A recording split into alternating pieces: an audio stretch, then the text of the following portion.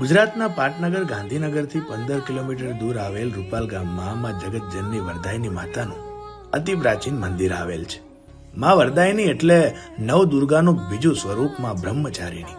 કહેવાય છે કે માતાજીએ આ જ સ્થાનેથી પાંડવોને મહાભારતના યુદ્ધમાં વિજય થવાનું વરદાન આપ્યું હતું અને અજ્ઞાતવાસ દરમિયાન એમના શસ્ત્રો પણ પાંડવોએ આ વરખડીના ઝાડ નીચે હંતાડ્યા હતા. હાલ પણ અર્જુન અને દ્રૌપદીનું મંદિર અહીંયા આવેલ છે. મહાભારતના વિજય પછી પાંડવોએ અહીં આવીને આસો સુદ નોમના દિવસે 5 દીવાનો પલ્લીરથ બનાવ્યો અને માતાજીનો આભાર વ્યક્ત કર્યો.